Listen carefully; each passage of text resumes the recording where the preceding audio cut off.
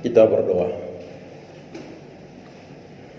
Bapa yang Maha Kuasa dan yang Maha Murah, karena kehidupan kami terletak di dalam hal mengerti benar-benar akan firman-Mu, kami mohon kepadamu berilah supaya hati kami dibebaskan dari segala barang duniawi, sehingga kami dengan rajin dan percaya dapat mengetahui dan mengasihi hukum-Mu dan hidup sesuai dengan hukum itu untuk hormat dan kemuliaan-Mu. Oleh Yesus Kristus Tuhan kami. Tuhan menyertai kamu.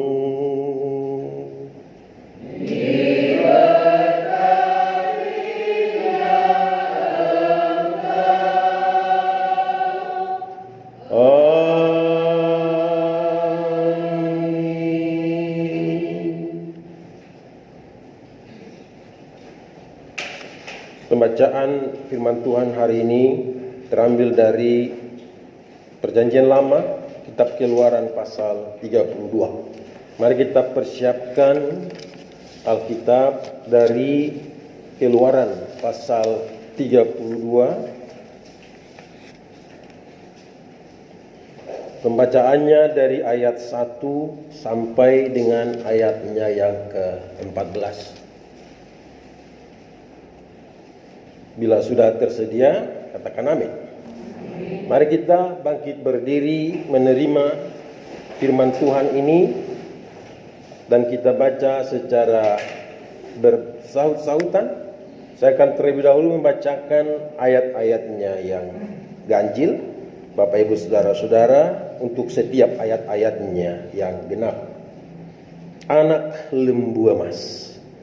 Ketika bangsa itu melihat bahwa Musa mengundur-undurkan turun dari gunung itu, maka berkumpullah mereka mengerumuni Harun dan berkata kepadanya, "Mari, buatlah untuk kami Allah yang akan berjalan di depan kami.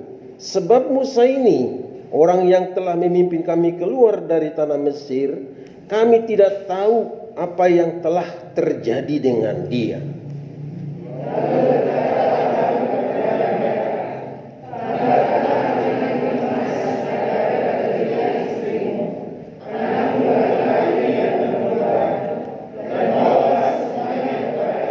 Lalu seluruh bangsa itu menanggalkan anting-anting emas yang ada pada telinga mereka dan membawanya kepada Harun.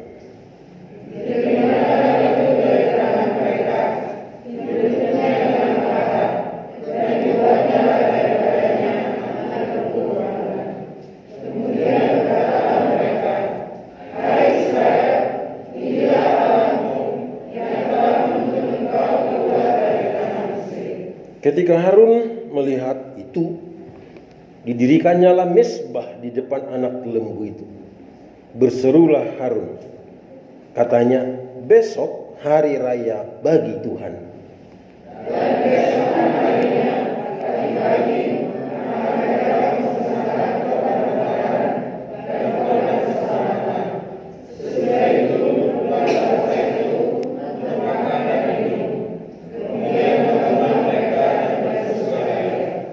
Berfirmanlah Tuhan kepada Musa, "Pergilah, turunlah, sebab bangsamu yang kau pimpin keluar dari tanah Mesir telah rusak lakunya."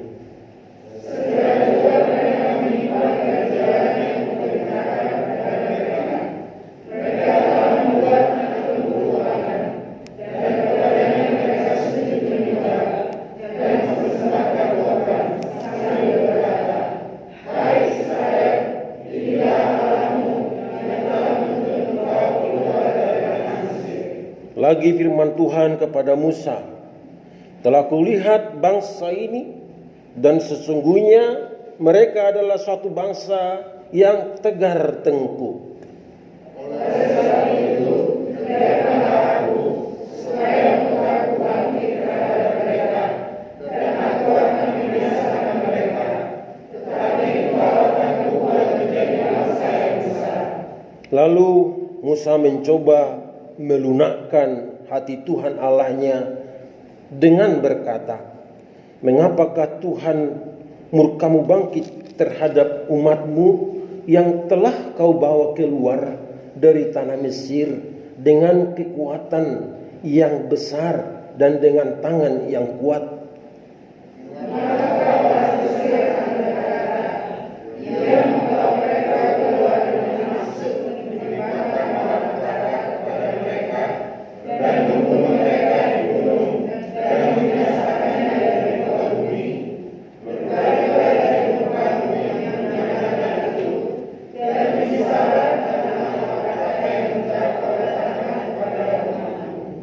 Ingatlah kepada Abraham, Ishak dan Israel, hamba-hambamu itu, sebab kepada mereka engkau telah bersumpah demi dirimu sendiri dengan berfirman kepada mereka, "Aku akan membuat keturunanmu sebanyak bintang di langit, dan seluruh negeri yang telah kujanjikan ini akan kuberikan kepada keturunanmu supaya dimilikinya untuk selama-lamanya."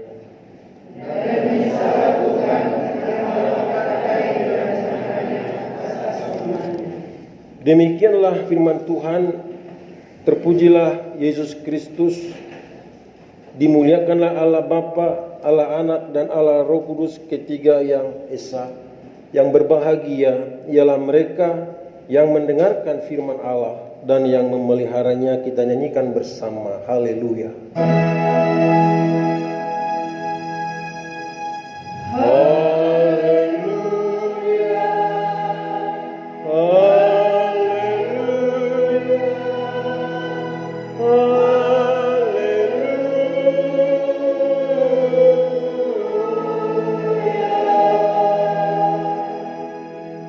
Bapak Ibu saudara-saudara dipersilakan duduk kembali.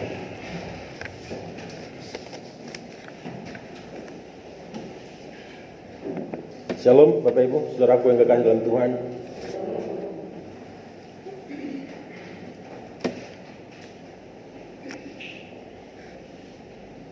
Saya percaya bahwa setiap orang yang mau merayakan hidupnya di hadapan Tuhan lewat ibadah seperti ini adalah menjadi satu kerinduan yang tinggi, yang besar dan mulia untuk mengalami sukacita, damai sejahtera yang lebih lagi dari sebelumnya. Jadi kalau kita berkomitmen untuk merayakan hidup kita di hadapan Tuhan, maka komitmen itu mesti dikerjakan, mesti dilakukan sebagaimana firman Tuhan yang baru didengar. Saudaraku yang kekasih di dalam Tuhan, hari ini kita melihat satu kejadian yang sangat memilukan dari kehidupan bangsa Israel yang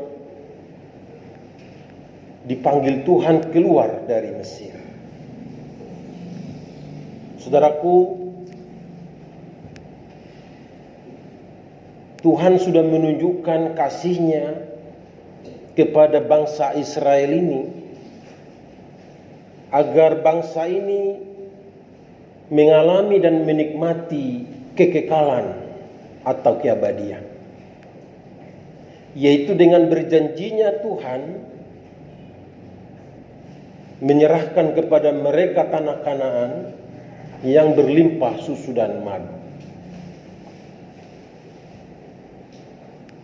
Tuhan mau memberi penegasan begini: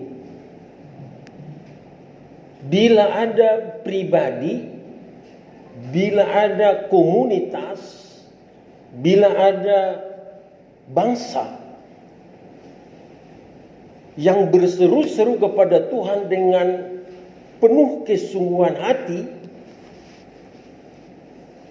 maka kekekalan atau keabadian akan mereka peroleh dari Tuhan.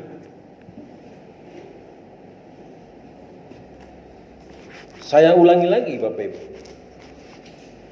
Bila ada pribadi, komunitas, bahkan bangsa yang berseru-seru kepada Tuhan untuk dibebaskan, untuk diselamatkan,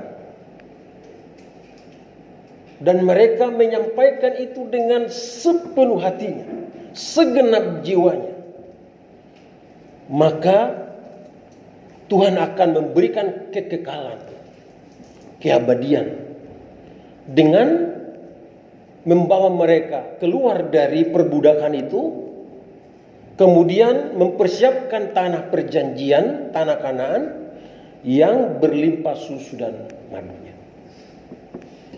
Sama halnya dengan kita. Setiap kita yang sungguh-sungguh beribadah kepada Tuhan, berseru kepadanya dengan segenap hatinya, dengan segenap jiwanya, dengan segenap akal budinya, maka Tuhan menyediakan kekekalan, keabadian dalam hidupnya. Maka untuk mengalami kekekalan dan keabadian itu adalah urusan pribadi. Pribadi mana? Orangnya siapa? Individu yang seperti apa? Saudaraku yang kekasih di dalam Tuhan, kita masuk di dalam pembacaan firman Tuhan hari ini. Lihatlah di ayat 1 pasal 32 itu. Penyebab dari segala latar belakang kehidupan manusia, khususnya bangsa Israel.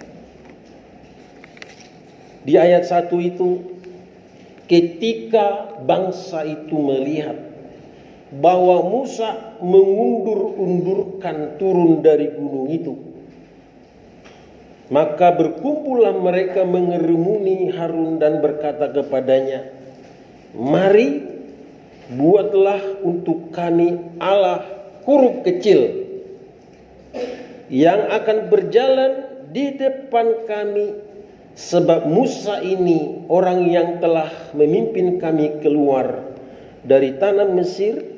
Kami tidak tahu apa yang telah terjadi dengan dia." Saudaraku yang kekasih dalam Tuhan, Musa itu ada 40 hari di gunung. Dia bukan main game, dia bukan mau chatting, dia bukan browsing, dia bukan bertelepon kemana-mana, dia bukan melampiaskan kedagingannya, tapi dia berurusan dengan Tuhan selama 40 hari. Dan memang itu adalah tanggung jawab seorang pemimpin.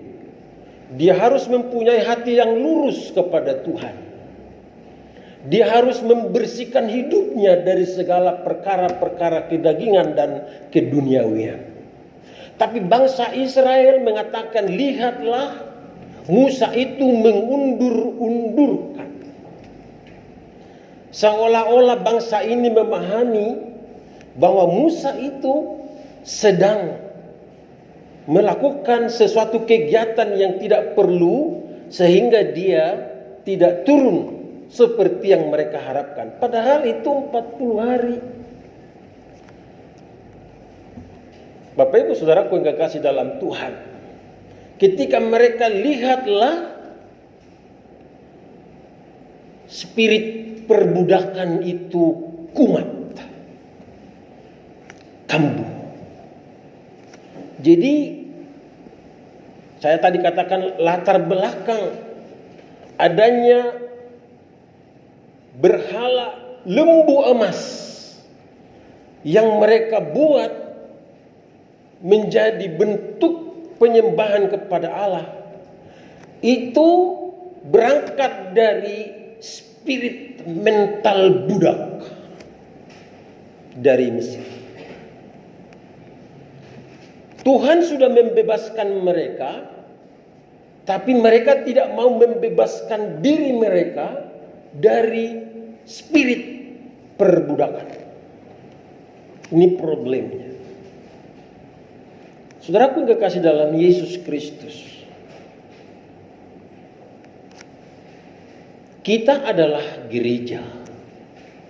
Kekinian kita ialah menjaga dan memelihara tubuh jiwa roh kita, supaya spirit perbudakan, spirit sinkritisme yang akan saya bahas berikutnya tidak terjadi, bahkan tidak terulang dalam kehidupan setiap individu, setiap pribadi manusia.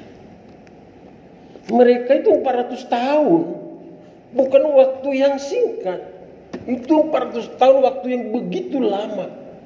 Mereka itu tidak memberikan kepada Tuhan hatinya, padahal suaranya berseru-seru kepada Tuhan begitu kuat sehingga terdengar ke langit. Tapi mereka tidak berjanji dan tidak berkomitmen kalau keluar dari Mesir, dari tempat perbudakan, akan lebih baik, akan lebih akrab, akan lebih menjaga, memelihara dan menata hidup lebih baik, lebih bersih di hadapan Tuhan. Ternyata mereka begitu keluar. 2 minggu yang lalu kita baru mendengarkan khotbah di Masa dan di Meriba. 2 minggu yang lalu. Bagaimana mereka menjadi orang yang suka bertengkar, menjadi orang yang suka bersungut-sungut, dan itu spirit perbudakan. Dan spirit perbudakan akan gampang menerima keyakinan-keyakinan yang lain. Menyembah patung lembu emas itu adalah buatan Mesir. Pernah mereka terlibat di situ. Dan ketika mereka sudah bebas, dibebaskan oleh Tuhan, tapi mereka tidak membebaskan diri dari spirit penyembahan lembu emas. Saudaraku yang kasih dalam Tuhan, ini akibatnya. Bahkan menuduh yang tidak-tidak kepada Musa. Pemimpin mereka memang Musa. 40 hari ada di Gunung Sinai. Dia mau bermeditasi, dia mau berkontemplasi, dia mau retreat kepada Tuhan. Karena tidak ada kegiatan kedagingan di situ, hanya kegiatan spiritualitas, kegiatan rohani. Tapi tuduhannya seolah-olah ditinggalkan. Saudaraku yang kekasih dalam Tuhan, orang yang gampang menuduh itu spiritnya enggak jelas. Tadi Tuhan bilang tegar apa? Tegar tengkuk. Orang yang selalu suka mengada-ada itu spiritnya spirit perbudakan. Kalau sudah spirit perbudakan dibilang ABCDE, dia pasti nurut. Pasti nurut. Tapi dia tidak menghayatinya dengan sungguh, mengikutinya saja. Nah, kambuhlah itu, kumatlah itu pada saat Musa sedang ada di Gunung Sinai. Saudaraku yang kekasih dalam Tuhan Yesus Kristus, karena tidak ada Musa di situ, maka yang mereka datangi siapa? Harun. Harun bukan pemimpin. Harun itu penyambung lidah, jubir, juru bicara. Juru bicara tidak boleh mengambil keputusan. Dia menyampaikan keputusan, bedanya di situ. Jemaat Tuhan yang kekasih dalam Yesus Kristus, ibadah hari ini mengajari kita, Tuhan mengajari kita.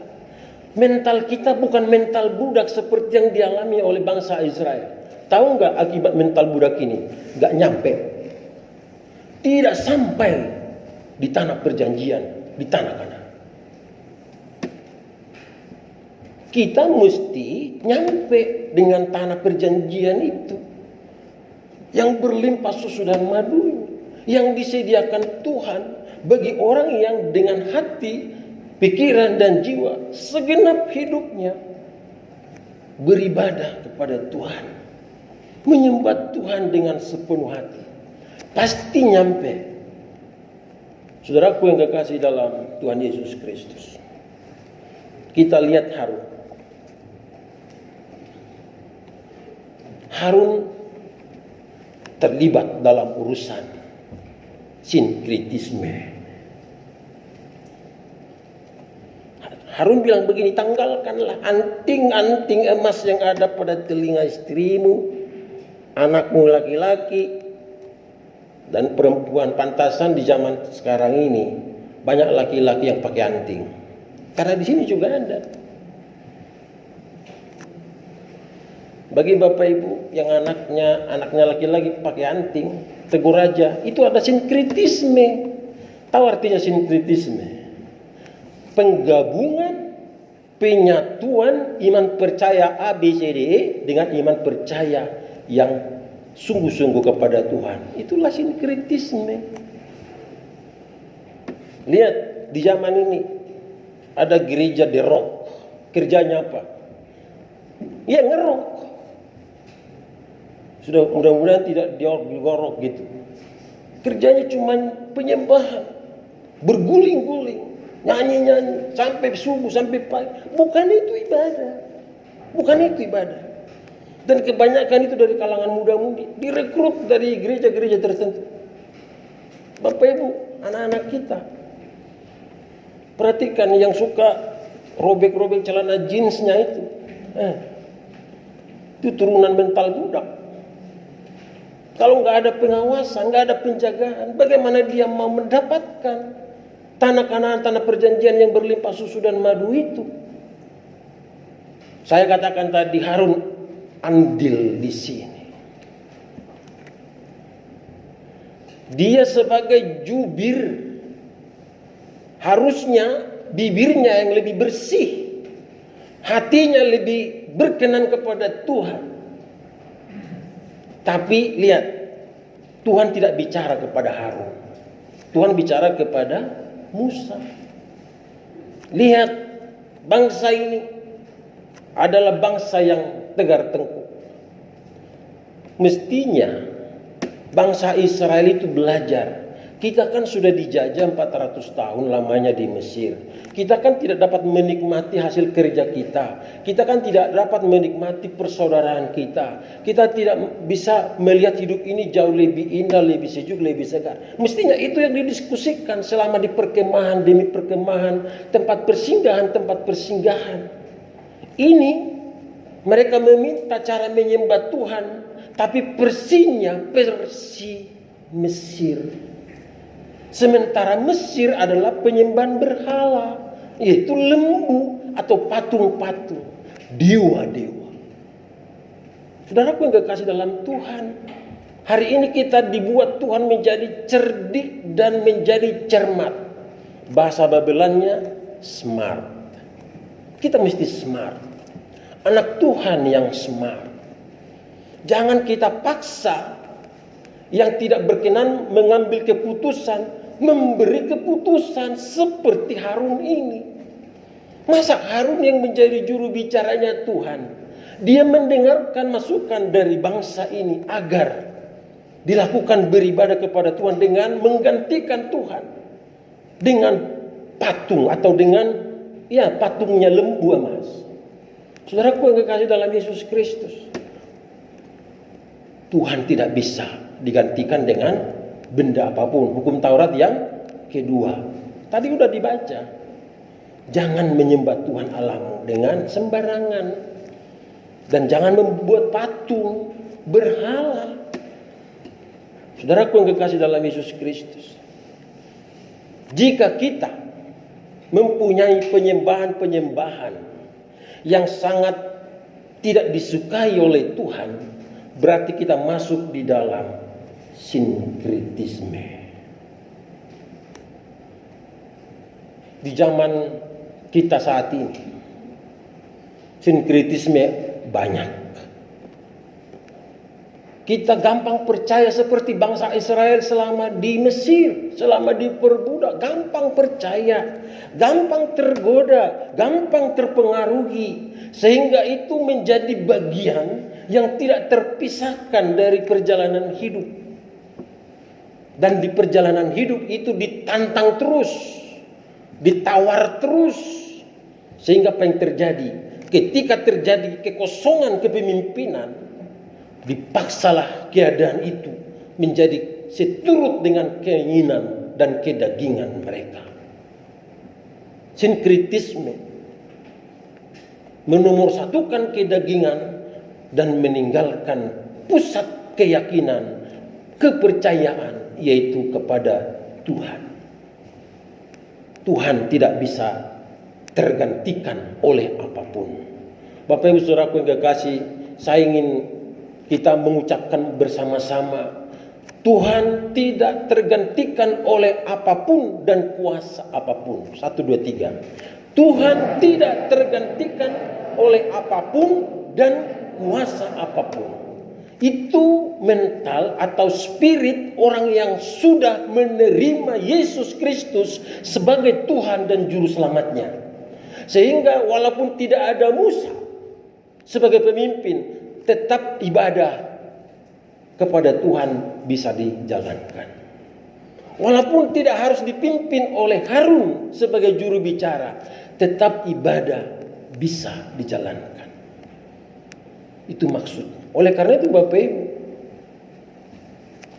wabah pandemi virus corona, namanya kita sedang mengalami satu keprihatinan yang luar biasa.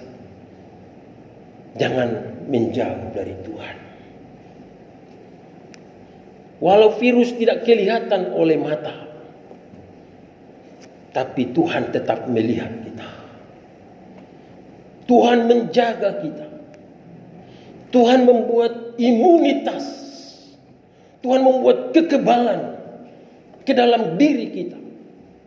Selama kita memiliki keakraban yang sungguh kepada Tuhan. Selama kita memiliki hubungan vertikal yang terjaga, terpelihara dengan baik kepada Tuhan. Paulus bilang di dalam pertama Korintus pasal 3 ayat 16 itu, tubuhmu adalah bait Allah. Saudaraku yang kekasih, ini perayaan perjumpaan. Tapi kalau tubuh kita ini bait Allah, di mana saja, di rumah, di kantor, di tempat mana saja, di mana kita menginjak tanah, di mana kita berdiri, di situ ada Tuhan. Jangan karena perlakuan kita Tuhan jadi tersingkir. Gak boleh. Dan banyak gereja menyingkirkan Tuhan. Gereja saja menyingkirkan Tuhan. Mereka bikin konstitusi ini ABCD yang benar, itu enggak. Saudaraku yang kasih, kok roh-roh perbudakan, spirit perbudakan masih juga terbawa-bawa. Ini udah di zaman digital, di zaman milenial, di zaman kita begitu canggih dengan teknologi. Tapi lihat, Tuhan sudah tersingkir di hadapan manusia di zaman milenial ini. Kenapa Tuhan tersingkir?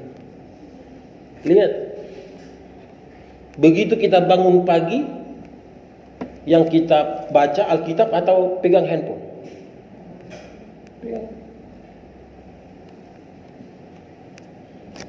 Buka. Karena buka handphone kan paling gampang daripada buka Alkitab. Kan kalau buka handphone kan cuman seret gitu ya. Kalau Alkitab lama ya.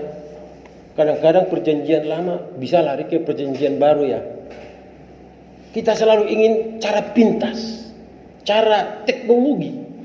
Tapi ingat, kalau kita punya cara teknologi kepada Tuhan, cara yang begitu canggih menurut kita, ya iman kita juga harus begitu.